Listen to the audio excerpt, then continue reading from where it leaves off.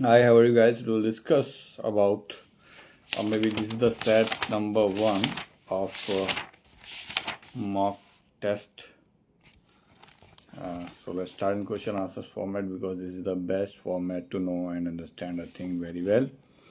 ठीक है, देखते हैं कि भारतीय न्याय संहिता की कौन सी धारा उतावलेपन से वाहन चलाकर चोट पहुंचाने से संबंधित है।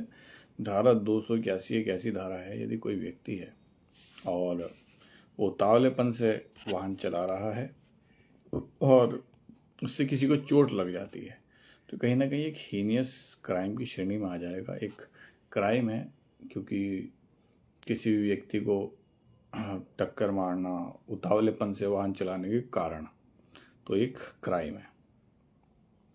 ठीक है, एक स्वयं स्वीकृति में स्वयं से बातचीत भी शामिल होती है। सही बात है, क्योंकि स्वयं स्वीकृति की सुसंगतता के लिए यह आवश्यक नहीं है कि इसे किसी अन्य व्यक्ति को संसूचित किया जाए। किस मामले में ऐसा निर्धारित किया गया था? तो एक साहू बनाम उत्तर प्रदेश राज्य का वाद है 1965 का। तो मेनली इसमें एक ये बातें बताई गई कि भाई कोई भी व्यक्ति है, मान लीजिए अकेले में बात कर रहा है, उसे आदत है बुड़बुड़ाने की। बहुत से लोग ऐसे होते हैं कि भाई वो आप अपने से ही बात करते हैं, तो उसने अपने से बात करते करते कोई ऐसी बात स्वीकार कर ली और उसकी किसी ने वीडियो बना ली या फिर कुछ ऐसा करा, तो वो भी एक स्वयं स्वीकृति की श्रेणी में आ जाएगा। साहू बनाम उत्तर प्रदेश राज्य 1965 का एक वाद है, अपने आप में एक बहुत ही महत्वपूर्ण वाद है स्वयं स्वीकृति को लेकर। फाल्सस इन ओनो फाल्सस इन ओमनिबस का सिद्धांत क्या कहता है? तो ये कहता है कि विधि का शासन हो और इसमें जो है सावधानी का नियम भी होता है इसके अंदर शामिल। और किंतु ये जो मैगजीम है, मेनली ये वाली जो मैगजीम है, ये भारत देश में लागू नहीं है। मेनली या मुख्य रूप से आपको बताऊं तो भारत देश में लागू नहीं है। ठीक है, भारत देश में नहीं है। ठीक है, जो मैगजीम मैंने आपको बताई। ओके, भारत के उच्चतम न्यायालय ने निर्धारित किया था कि शिनाख्त परेड अन्वेषण के लिए केवल एक सहायता है। ठीक है, यह अभ्यास विवेक से पैदा नहीं हुआ है। ठीक है, जो माननीय सर्वोच्च न्यायालय है के द्वारा कहा गया कि शिनाख्त परेड होती है, भाई 8-10 लोग खड़े कर दिए गए सामने और पहचान करने के लिए कहा जाता है कि भाई पहचान करो कि कौन इसमें क्रिमिनल है। ठीक है, तो शिनाख्त परेड अन्वेषण के लिए केवल एक सहायता है। अन्वेषण का मतलब होता है जब बातचीत होती है, अन्वेषण का मतलब जांच कह लीजिए, जांच एक सही शब्द है। जब जांच होती है किसी व्यक्ति की, तो अन्वेषण के लिए क्या है? सहायता है।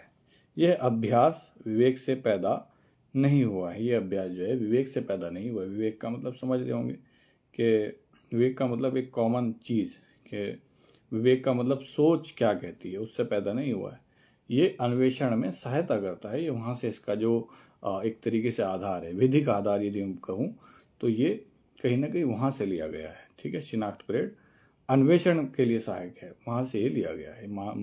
मान्यता थी कि भाई जो ये अभ्यास है, ठीक है, जो हम शिनाख्त परेड करा रहे हैं, तो ये क्या है? अन्वेषण में कहीं ना कहीं लाभ या फिर फायदा पहुंचाएगा। कहाँ कहा गया है? Siddharth Vashishtha Manu Sharma versus state NCT of Delhi 2010 का ये वाद है, उसमें ये कहा गया है। यदि ऐसा कोई प्रश्न उस वाद या कार्यवाही में किसी बात से संबंधित है तो धारा 137 के उपबंध उस पर लागू होंगे। भारतीय साक्ष्य अधिनियम मीन्स एविडेंस एक्ट की बात हो रही है, जहाँ पे साक्ष्य अधिनियम हो जाए। और ये भी आपको पता होना चाहिए, ये नया साक्ष्य अधिनियम कब का है? तो 2023 का ये अधिनियम है। 2023 की किस धारा के अधीन प्रावधानित किया गया है? किस धारा के अधीन प्रावधानित किया गया? धारा 150 में। ठीक है, यदि ऐसा कोई प्रश्न उस वाद या कार्यवाही में किसी बात से संबंधित है, कोई सवाल किससे संबंधित है? कार्यवाही से, यह जो बात उस मामले में चल रही है उससे संबंधित कोई क्वेश्चन है, धारा 137 के उपबंध उस पर क्या हो जाएंगे? लागू हो जाएंगे। धारा 137 के उपबंध लागू हो जाएंगे।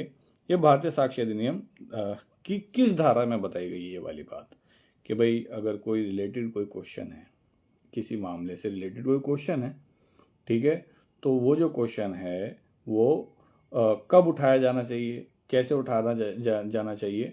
ठीक है, ये बताया गया है धारा 137, ठीक है, ये बताया गया है कि धारा 137 में, लेकिन धारा 137 का ये वाला सारा का जितना भी मामला मैं बता रहा हूँ, ये पूरी की पूरी टोटल बात ये कहाँ है बताइए, धारा 150 में भारतीय साक्ष्य अधिनियम की, ठीक है, मैं भी आप समझ गए होंगे। भारतीय साक्ष्य अधिनियम 2023 की धारा 92 के अधीन उपधारणा के लिए दस्तावेज का न्यूनतम वर्ष क्या है। उपधारणा का मतलब होता है कि किसी चीज को मानकर चलना, ठीक है, किसी भी चीज को आप मानकर चलेंगे तो माननीय जो न्यायालय है, ठीक है, किसी भी दस्तावेज की जो क्षमता होती है वो उसकी या मान्यता जो होती है वो कब तक की है, यानी कि अगर कोई दस्तावेज हमें 30 वर्षों के अंदर हमें मिल जाता है तो उस साक्ष्य की वैलिडिटी जो है वो होती है, ठीक है। तो ये एक नियम है, एक रूल है, ठीक है। धारा 92 का, धारा 92 यानी कि मैं धारा 92 की बात कर रहा हूँ। ए, किन्हीं खानों को जो बी की संपत्ति हैं किन्हीं निबंधनों पर काम में लाने का बी से लिखित करार करता है। खानों को, खान का मतलब यहाँ पे कोई खान साहब नहीं है, यहाँ पर जो हमारा तात्पर्य है खान यानी कि जो कोयले की खान हो सकती है, किसी और चीज़ की खान हो सकती है, जो किसकी संपत्ति है, किसी की प्रॉपर्टी है, यो बी की संपत्ति है। मान लीजिए बी का मतलब मेरी प्रॉपर्टी है, मान लीजिए, मान कर चलते हैं। किन्हीं निबंधनों पर काम में लाने का बी से लिखित करार करता है। मान लीजिए मुझसे कोई करार कर रहा है कि भाई मैं इसको यूज़ करूँगा आपकी खान को, ठीक है। उनके मूल्य के बारे में बाद के दुर्व्यपदेशन द्वारा ए ऐसा करने के लिए उत्प्रेरित हुआ था, यह तथ्य किया जा सकता है साबित किया जा सकता है तथ्य कि भाई मिस्टर ए मेरे पास आए कि भाई मुझे मिस्टर बी यानी कि मिस्टर कुर्रत मुझे आप अपनी खान दे दीजिए, इस पे मुझे कुछ काम करना है, ठीक है। और उसके बाद क्या होता है, मान लीजिए दुर्व्यपदेशन कर देता हूँ, मैं कर देता हूँ या मिस्टर ए कर देते हैं, मतलब उसके मूल्य के बारे में। दुर्व्यपदेशन का मतलब कुछ झूठ यहाँ पर आ गया, जैसे मान लीजिए मैं मांग रहा हूँ 30 लाख, वो कह रहे हैं 10 लाख में हो गया भाई मामला, तो ऐसे कभी नहीं होता, ठीक है। जितना मैं मांगूंगा उसके अकॉर्डिंग ही बात चलेगी। ऐसा नहीं होगा कि भाई मैंने कहा 30 लाख रुपए, वो कहेंगे 10 लाख में मामला हो गया, ऐसा हुआ ही नहीं है, ठीक है। तो ये तथ्य क्या साबित किया जा सकता है कोर्ट में? हाँ, कोर्ट में लाया जा सकता है इस प्रकार का तथ्य, ठीक है। आगे देखते हैं। साक्ष्य अधिनियम 2023 की धारा 53 के अधीन तथ्यों को साबित करने की आवश्यकता नहीं है यदि वे अभिवचनों द्वारा स्वीकार कर लिया जाता है, ठीक है। अब मेनली अब क्या बात है, अभिवचन भी आपको समझाऊंगा। अभिवचन क्या होता है?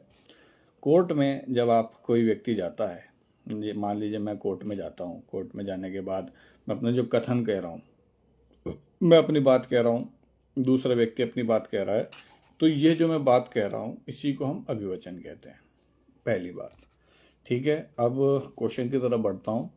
भारतीय साक्ष्य अधिनियम 2023 की धारा 53, साक्ष्य अधिनियम की धारा 53 के अधीन तथ्यों को साबित करने की आवश्यकता नहीं है, ठीक है। कोई फैक्ट है, कोई भी बात है, अब हमें उस फैक्ट को साबित करने की ज़रूरत ही नहीं है यदि वो अभिवचनों द्वारा स्वीकार कर ली गई है, ठीक है। मैंने कुछ कहा, उसको नोट कर लिया जज साहब ने, जज साहब की कोई जो लेखक पेशकार या फिर कोई भी स्टेनो होते हैं मेनली, उन्होंने लिख लिया, ठीक है। और दूसरे पक्ष की बात भी लिखी, स्टेनो साहब ने उनकी बात भी लिख ली, और उसमें ये लिखा गया कि भाई मैं और मेरे जो विपक्षी हैं वो दोनों इस बात को लेकर सहमत हैं। तो इस बात को लेकर, ठीक है, इस बात को लेकर क्या नहीं होगा, इस बात को फिर हमें साबित नहीं करना पड़ेगा, क्योंकि हम पहले से ही उसमें कहीं ना कहीं इस बात को मान के चल रहे हैं। मैंने भी इस बात को स्वीकार कर लिया, दूसरी पक्ष ने भी स्वीकार कर लिया, तो इस बात को अब साबित करना नहीं है हमें, ठीक है। ये बात क्योंकि ऑलरेडी ही हमने मान लिया, इसको हमने एक्सेप्ट करा है, हाँ कहा है हमने कोर्ट में जाके। धारा 53 जो है वो ये बात कहती है, ठीक है। हमें साबित नहीं करनी, जो हमने अभिवचन में बात कह दी, अभिवचन में स्वीकार कर ली, कोर्ट के सामने जो बातें स्वीकार कर ली, उसको अब साबित करने की जरूरत ही नहीं है, क्योंकि वो हमने खुद ही जाके उनको कह दिया। मैंने भी कह दिया, मेरे मुखालिफ पार्टी है उसने भी कह दिया कि जी ठीक है ये बात, तो उसको अब साबित नहीं करना है हमें, ठीक है। ऐसा है। निम्नलिखित में से किस मामले में सिविल मामलों में वीडियो कॉन्फ्रेंसिंग के माध्यम से साक्ष्यों की परीक्षा को उच्चतम न्यायालय द्वारा मंजूरी दी गई है, ठीक है। State of Maharashtra versus doctor Prafulla B Desai 2003 का वाद है। इस वाद में क्या कहा गया? इस वाद में कहा गया है कि जो वीडियो कॉन्फ्रेंसिंग होती है, ठीक है, वीडियो के थ्रू आप कोर्ट में पेश हो रहे हैं, इसके माध्यम से साक्ष्यों की परीक्षा हो सकती है। मान लीजिए मैं हूँ, मान लीजिए मतलब फ़र्ज़ कीजिए कि मैं कहीं पर हूँ और वहाँ पर मैंने कुछ देखा, मान लीजिए क्राइम हो रहा है, ठीक है, तो मैं कोर्ट में वीडियो कॉन्फ्रेंसिंग के ज़रिए भी हाजिर हो सकता हूँ, ऐसा माना गया है डॉक्टर प्रफुल्ल बी देसाई 2003 के वाद में। और स्टेट ऑफ महाराष्ट्र का ये वाद है, माननीय सर्वोच्च न्यायालय ने ये बात कही है, ठीक है। अब देखना ये है कि टेक्नोलॉजी जैसे जैसे विकसित हो रही है, कहीं ना कहीं ये बातें देखने को मिल रही हैं। और मेनली जो अपडेट हुआ है हमारा जो कानून, वो इन्हीं चीज़ों के ऊपर ध्यान देता है कि भाई कम्युनिटी सर्विस जोड़ दिया सज़ाओं में, है ना, जैसे झाड़ू लगा लो भाई, ठीक है भाई, एक दिन के लिए आप जो है पुलिस का सहयोग करोगे, ये सज़ा के में शामिल हो गया है। नई सज़ा जुड़ी है। कहीं ना कहीं जो इलेक्ट्रॉनिक दस्तावेज हैं वो जुड़े हैं, इलेक्ट्रॉनिक जो व्हाट्सएप चैट हो गया, मेल्स वगैरह हो गए, इनकी मान्यता को बहुत अच्छे तरीके से स्पष्ट तौर से लिखा है जो नए कानून है उनके अंतर्गत। आगे देखते हैं भाई, निम्नलिखित में से किस मामले में यह अभिनिर्धारित किया गया कि यदि प्रथम सूचना अभियुक्त द्वारा स्वयं दी जाती है तो उसके द्वारा सूचना का तथ्य उसके आचरण के साक्ष्य के रूप में उसके विरुद्ध ग्राह्य है। अब देखिए इसमें क्वेश्चन तो एक है, लेकिन 2 से 3 बात इसमें इसने इंसर्ट कर दी है घुमाने के लिए, ठीक है, जिससे आप घूम जाएं, मतलब जहन जो है ये गई भाई, ये भी पूछ रहा है, ये भी पूछ रहा है, ये कैसे हो सकता है, आप बताते हैं कैसे हो सकता है। किस मामले में अभिनिर्धारित किया, यानी किस मामले में बताया कि यदि प्रथम सूचना अभियुक्त द्वारा स्वयं दी जाती। प्रथम सूचना से तात्पर्य यहाँ पर आपकी FIR से ही है, ठीक है। आप FIR आपने खुद दी, अभियुक्त व्यक्ति ने दी, ठीक है, तो उसके द्वारा सूचना देने का तथ्य उसके आचरण के साक्ष्य, अभियुक्त का मतलब समझ पा रहे हैं, अभियुक्त जिसके ऊपर आरोप लगाया गया है। एक आरोपी खुद ही जा रहा है प्रथम सूचना देने के लिए, ठीक है। प्रथम सूचना का मतलब कुछ ना कुछ शिकायत करने के लिए जा रहा है, FIR हो सकती है, NCR भी हो सकती है, तो अभियुक्त जा रहा है खुद। तो उसके द्वारा सूचना देने का तथ्य, जो उसने सूचना दी है उसमें फैक्ट्स लिखे हुए होंगे, उसने बातें लिखी हुई हैं, उसके आचरण के साक्ष्य के, उसका आचरण किस तरीके का था, जब वो वहाँ पे हाजिर हुआ तो उसका आचरण कैसा था, क्या वो भड़क रहा था, क्या वो परेशान था, या फिर उसको वो कैसा फील कर रहा था, पसीने में था, कैसे था, तो उसके आचरण का साक्ष्य के रूप में उसके विरुद्ध जो है ग्राह्य हो सकता है, ठीक है। ये बातें एक्सेप्ट कर सकते हैं कोर्ट में जाके। भाई कोर्ट में मान लीजिए जो पुलिस वगैरह है वो कह सकते हैं कि भाई उस समय इसकी हालत इस तरीके की थी जब ये हमारे पास आया, यानी कि उसका जो आचरण है उसको भी हम वहाँ पर बता सकते हैं माननीय न्यायालय में, ठीक है। क्योंकि स्पेशली बात करूँ तो ऐसा है, भाव भंगिमा के बारे में, मान लीजिए कोई कोर्ट के सामने खड़ा है तो उसको भी लिख सकता है जो न्यायाधीश है कि भाई इस समय ये इस तरीके का बिहेव कर रहा है, भाव भंगिमा, भाव के बारे में भी और उसके आचरण को भी लिख सकता है जो न्यायाधीश होते हैं, ठीक है। पहले तो जहाँ तक मेरा ध्यान है CRPC जब हुआ करती थी तो धारा 215 आई थिंक 215 में ये थी। आगे देखते हैं, निम्नलिखित में से किस मामले में उच्चतम न्यायालय द्वारा परिस्थिति जन्य साक्ष्य के 5 स्वर्णिम सिद्धांत का वर्णन किया गया है। तो Sharad Birdichand Sharda versus state of Maharashtra 1984 का बहुत ही ये महत्वपूर्ण वाद मानकर चलिए आप, बहुत पूछा जाता है, ठीक है। किस मामले में, यानी किस वाद में माननीय सुप्रीम कोर्ट ने, सर्वोच्च न्यायालय ने, ठीक है, परिस्थिति जन्य साक्ष्य के 5 स्वर्णिम सिद्धांत का वर्णन किया। परिस्थिति जन्य साक्ष्य, अब आप सोच रहे होंगे कि परिस्थिति जन्य साक्ष्य क्या है। यहाँ पर जो ये शब्द है यह बहुत परेशान कर रहा होगा समझने के लिए कि भाई ये है क्या एक्चुअली में। तो परिस्थिति के अकॉर्डिंग जो साक्ष्य होता है, मान लीजिए क्या परिस्थिति रही होगी या क्या मामलात रहे होंगे, इसको हम परिस्थिति कहते हैं।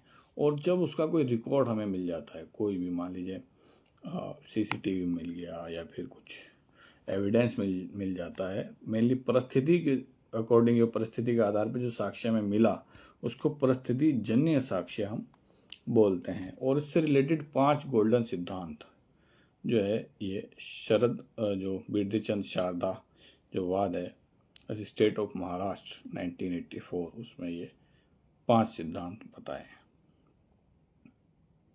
बी को पीटकर उसकी हत्या करने का ए अभियुक्त है। ए क्या है?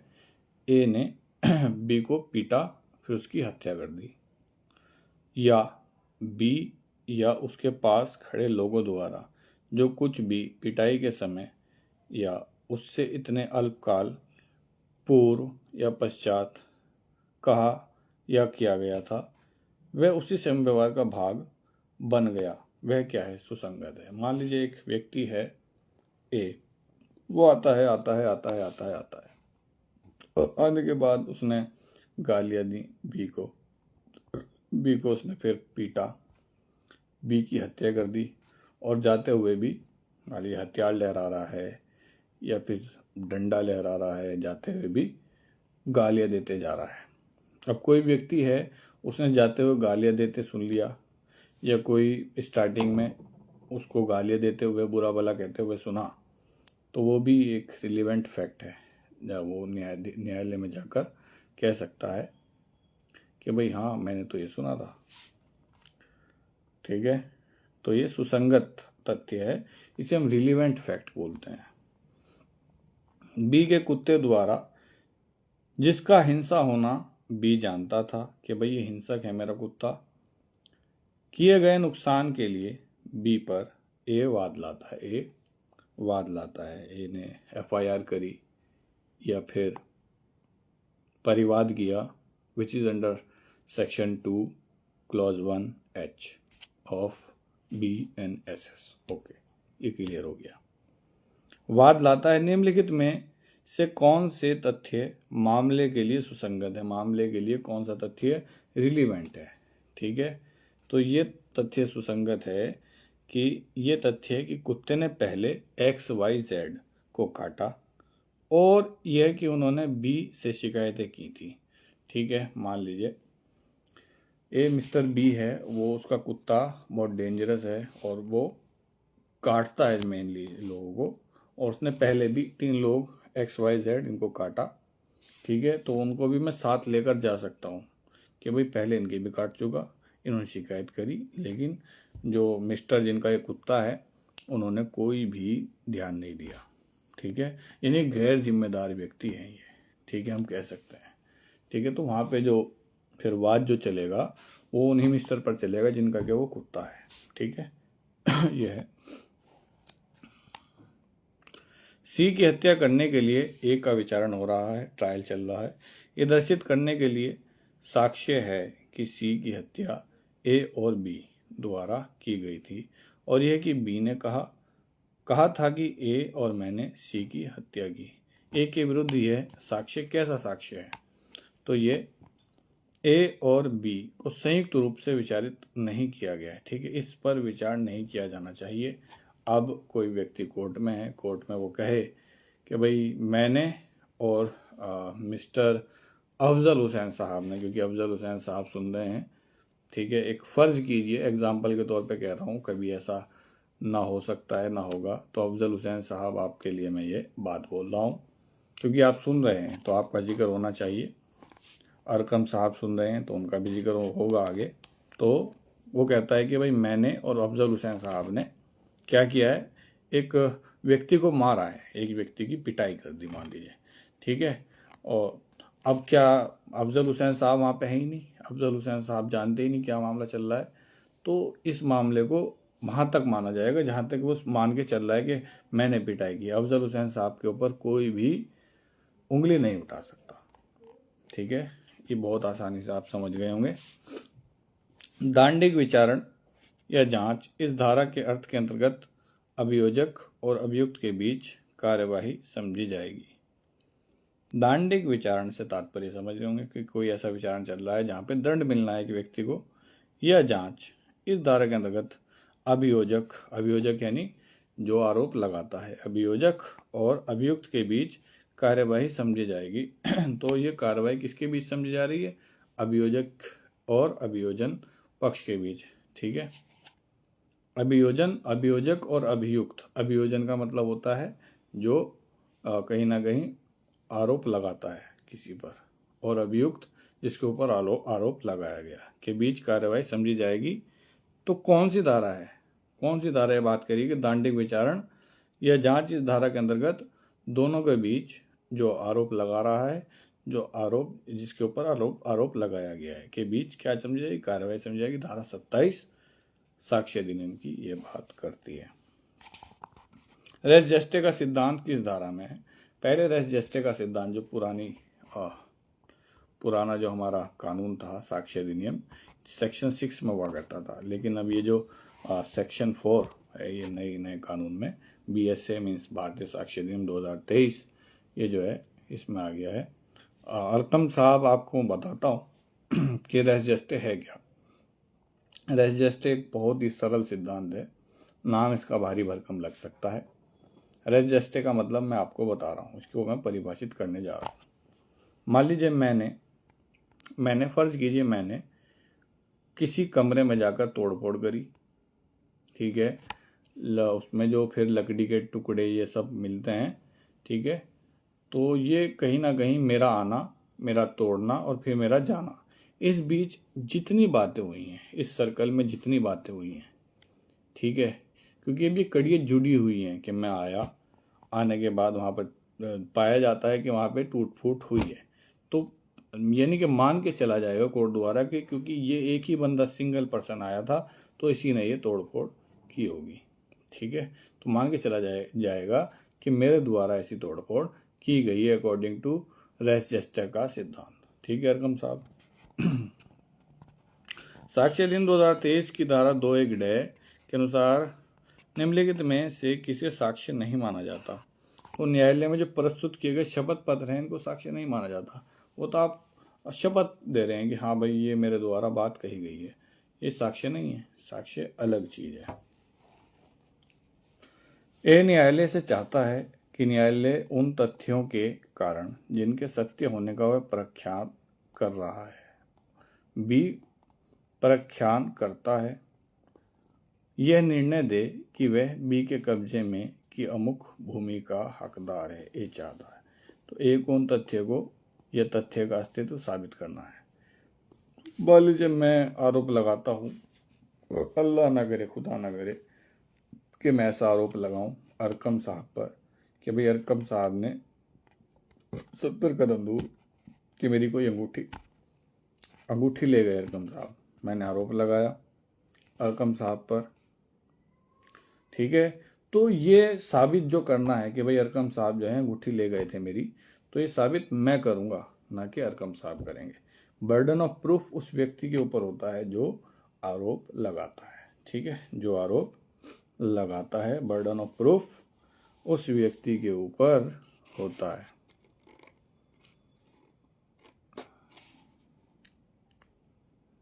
ठीक है, बर्डन ऑफ प्रूफ पहले सेक्शन 101 में हुआ करता था। ठीक है, ऐसा है। अब आई थिंक 104 हो गया नए कानून में, सेक्शन 104 हो गया है। साक्ष्य अधिनियम 2023 के अंतर्गत निम्नलिखित में से कौन सा सही सुमेलित है? तो सही सुमेलित estoppel section 121 of BSA। Estoppel की अगर परिभाषा मैं दूं जनाब अफजल हुसैन साहब, स्टॉपल क्या है या फिर विबंध क्या है, जिसको हम हिंदी में विबंध कहते हैं, स्टॉपल कहते हैं, तो उसके बारे में हम आपको बताने जा रहा हूँ। स्टॉपल कहते हैं, मान लीजिए न्यायालय में मैं गया, मैंने जाके कोई भी बात कही, मैंने मसलन कोई भी बात कही, ठीक है, बाद में मैं जाता हूँ, बाद में मैं कहता हूँ कि भाई ये जो बात है वो कहीं ना कहीं उसके खिलाफ बात करता हूँ कि भाई मैंने कहा कि ऐसा है, और बाद में जाके कहता हूँ ऐसा नहीं है, तो मुझे रोका जाएगा, स्टॉपल लगाया जाएगा, स्टॉप, कि भाई आपने पहले ऐसा कहा था पूर्व में, अब आप ऐसा कह रहे हैं, तो आपको कोर्ट का समय बर्बाद नहीं करना है आपको, क्योंकि सीआरपीसी का सेक्शन 35A मुख्य रूप से बात करता है कि भाई अगर कोई कोर्ट का समय बेफिजूल बर्बाद करता है तो वो एक क्रिमिनल है। Under section 35A CrPC this is a crime. आपने कोर्ट का समय बर्बाद किया, ठीक है, आप खेल रहे हैं कोर्ट से। आगे बढ़ते हैं।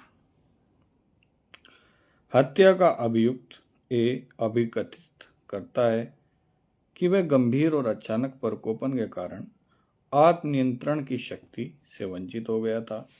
सबूत का भार ए पर ही है, क्योंकि मैं जाके कह रहा हूँ कोर्ट में, मान लीजिए मैं जाता हूँ कोर्ट में, मैं कहता हूँ कि मतलब मैं आत्मनियंत्रण मैंने खो दिया था, मैं बोल रहा हूँ प्रकोपन यानी गुस्सा बहुत था, ठीक है, गंभीर और अचानक प्रकोपन मुझे आ गया था, ठीक है, इसके कारण मैंने अपना आत्मनियंत्रण खो दिया था। तो ऐसी स्थिति में, इस सिचुएशन में जो मामलात हैं वो ये रहेंगे कि भाई मुझे ही साबित करना पड़ेगा कि भाई तुम कैसे ऐसा हो गया कि तुम जो है अपना नियंत्रण ही खो दिया तुमने, क्या वजह थी, रीज़न क्या था, वजूहात क्या थी, तो ये मुझे साबित करना पड़ेगा रीज़न। बर्डन ऑफ प्रूफ मेरे ऊपर है, सेक्शन 104 ऑफ BSA मीन्स भारतीय साक्ष्य अधिनियम की मैं बात कर रहा हूँ। भारत का मुख्य न्यायाधीश की नियुक्ति कौन करता है, बता सकते हैं? अरकम साहब बताएंगे कि साक्ष्य मीन्स जो हमारे राष्ट्रपति महोदय हैं। अरे मैं जवाब ही दे दिया। मुख्य न्यायाधीश की नियुक्ति कौन करता है? तो मुख्य न्यायाधीश की नियुक्ति मेनली जो करते हैं वो राष्ट्रपति महोदय ही करते हैं। संविधान में संशोधन से संबंधित आर्टिकल बता सकते हैं अफजल साहब कि कौन सा आर्टिकल है जो संशोधन से संबंधित है? ठीक है, क्या बता सकते हैं? आप देख रहे हैं, आई थिंक अगर बताएंगे तो गिफ्ट मिलेगा आपको। अफजल साहब, under which article and which article deals with the amendment of the constitution? ठीक है, कॉन्स्टिट्यूशन का जो संशोधन है वो किस आर्टिकल में है? ठीक है, चलिए मैं बता देता हूँ, मैं तो बहुत छोटा हूँ आपसे, मुझे ही बताना चाहिए। आर्टिकल 368 जो है संविधान में संशोधन के बारे में बताता है, बात करता है। कितनी अनुसूचियां हैं संविधान में? 12 अनुसूचियां हैं। हमारे संविधान के कितने भाग हैं? 22 भाग हैं हमारे संविधान में। हमारे मौलिक अधिकार कितने हैं? 11 हैं। हमारे फंडामेंटल राइट्स कितने हैं? हमारे फंडामेंटल राइट्स हैं पूरे 6। पहले 7 हुआ करते थे, है ना, अमेंड कर दिया 90 जो आपका 1976 का जो अमेंडमेंट था 42nd, उसमें जो है फिर 7वां जो था वो हटा दिया गया था। ठीक है, और वो 7वां कौन सा था? वो 7वां था आपका जो प्रॉपर्टी से संबंधित आपका जो अधिकार था। ठीक है, अब ये 300A में आता है प्रॉपर्टी वाला जो अधिकार है, ये देखिएगा जरूर। 42वां संविधान संशोधन कब हुआ? मैं आपको बता चुका पूर्व में, फ्लो में मैंने ये भी जवाब दे दिया। 1976 में जो है ये संशोधन हुआ था। अवैध रूप से हिरासत में लिए गए व्यक्ति को प्रस्तुत करने के लिए न्यायाधीश कौन सी रिट जारी करता है? तो बंदी प्रत्यक्षीकरण रिट माननीय सर्वोच्च न्यायालय जारी कर सकता है।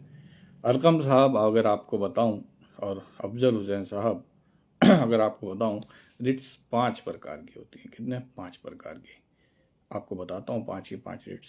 बंदी प्रत्यक्षीकरण, परमादेश, प्रतिषेध, अधिकार परीक्षा, उत्प्रेषण, ये 5 प्रकार की रिट्स हमारे संविधान का आर्टिकल 32 जो है वो मुख्य रूप से एक स्पेशल राइट है। ठीक है, स्पेशल राइट है कि भाई हमारे जो अधिकार हैं उनको बचाने के लिए एक अधिकार आर्टिकल 32 मुख्यतः बताता है। भारतीय संविधान में संवैधानिक सूची की अवधारणा किस देश से ली गई है? तो संवैधानिक सूची की अवधारणा ली गई है ऑस्ट्रेलिया के संविधान से, ऑस्ट्रेलिया के कॉन्स्टिट्यूशन से। सूचियां 3 प्रकार की होती हैं। ठीक है, संघ सूची, राज्य सूची और संवैधानिक सूची, जिसमें स्पेशली संवैधानिक सूची का जिक्र बहुत आता है और ये ऑस्ट्रेलिया से ली गई है। ठीक है, शिक्षा भी संवैधानिक सूची का ही भाग है। भारत के प्रथम राष्ट्रपति कौन थे? क्या आप बताएंगे? क्योंकि एक महान व्यक्तित्व, दो महान लोग, दो महान फिलोसोफर, दो ज्ञानी लोग मुझे देख रहे हैं। ये फख्र की बात है कि दो लोग देख रहे हैं और उनका कहीं ना कहीं एक बड़ा वक़ार है समाज में। बहुत एक सुलझे हुए लोग हैं, काम से काम रखने वाले। तो सवाल ये था कि भारत के प्रथम राष्ट्रपति कौन थे? डॉक्टर राजेंद्र प्रसाद जी। संविधान का कौन सा अनुच्छेद अस्पृश्यता को समाप्त करने की बात करता है? छुआछूत हुआ करता था पहले समाज में, ठीक है, उसको समाप्त करने की बात करता है आर्टिकल 17 पुलिस अधिनियम 1861 की निम्नलिखित में से कौन सी धारा निरस्त नहीं की गई है? तो धारा 44 जो है ये निरस्त नहीं की गई है। उत्तर प्रदेश पुलिस संशोधन अधिनियम 2001 की प्रवर्तन तिथि क्या है? 10 अगस्त 2001, ठीक है। पूर्व में क्या था, ये कब आया था? ये सबसे पहले 1861 में आया, 1861 में आया था पुलिस अधिनियम, और फिर उसके बाद जो संशोधन हुआ उसका 2001 में एक संशोधन हुआ है। उत्तर प्रदेश पुलिस नियमावली का कौन सा पैरा फरार अपराधियों से संबंधित है?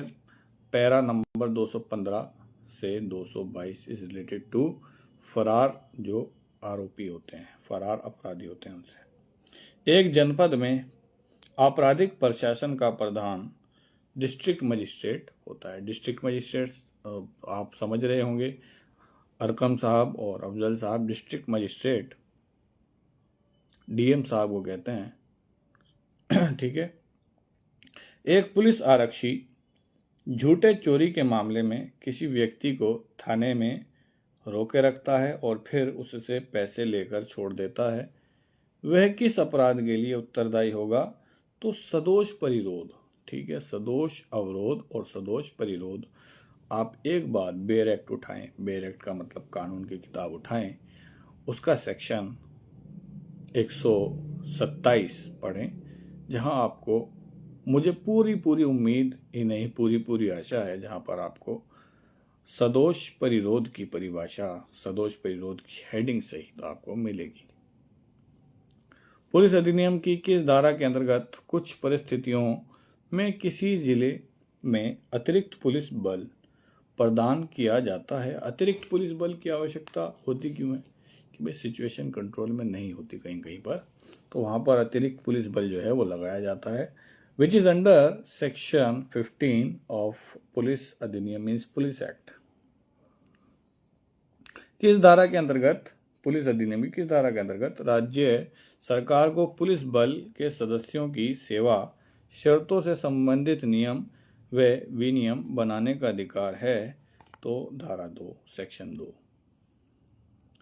क्या कर रहे हैं? राज्य सरकार पुलिस बल के सदस्यों की सेवा शर्तों से संबंधित जो वो सेवा दे रहे हैं, जो वो खिदमत कर रहे हैं राज्य की, उससे संबंधित नियम भी बना सकते हैं, विनियम भी बना सकते हैं, which is under section number 2 of police act. Police अधिनियम की किस धारा में पुलिस अधिकारियों के कर्तव्यों का उल्लेख है?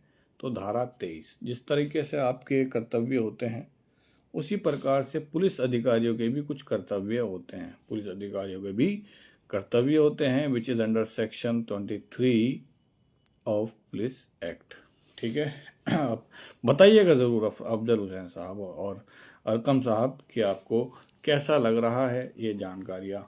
जैसे आप जान रहे हैं, मैं तो एक गुफ्तगू कहता हूँ, मैं इतना बड़ा नहीं हूँ कि मैं आपको कुछ सिखा पाऊँ, कुछ समझा पाऊँ। बस एक मेरी एक नाकिस सी एक कोशिश रहती है कि समाज को कुछ ना कुछ ज्ञान मिले मेरे तवस्सुस से, और जो हमारा काम है इससे हमारा अल्लाह, हमारा ईश्वर, गॉड, भगवान हमसे खुश हो जाए।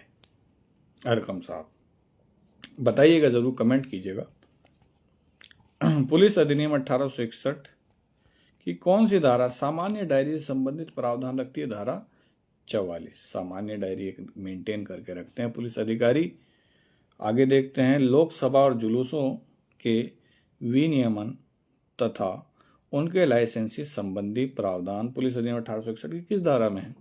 आप देखते होंगे अरकम साहब, अफजल साहब, कि भाई जब मुहर्रम का वाक़या पेश आता है या कोई जुलूस पेश आता है, उस स्थिति में उस दौरान आपसे एक लाइसेंस बनवाया जाता है।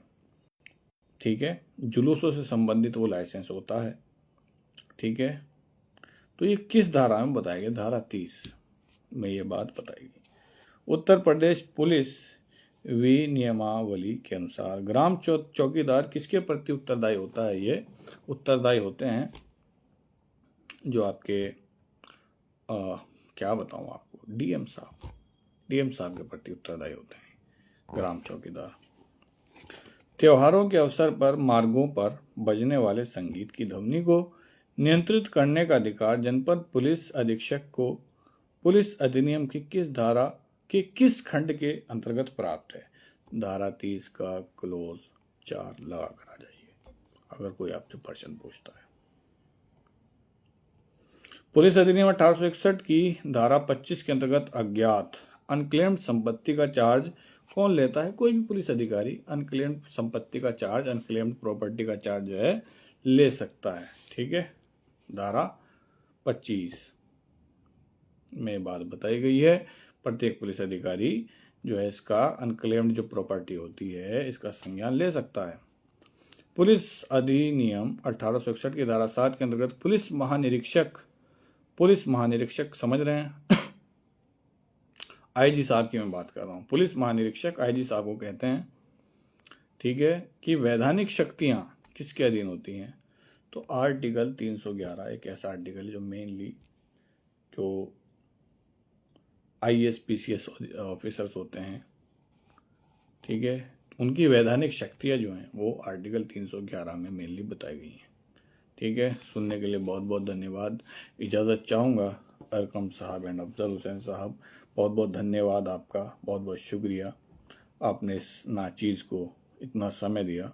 कमेंट कीजिएगा, इससे मेरे अंदर एक मोटिवेशन आता है और मैं आपका आभारी भी रहूँगा कि आपने इतना समय दिया। सुनने के लिए बहुत बहुत धन्यवाद, बहुत बहुत शुक्रिया।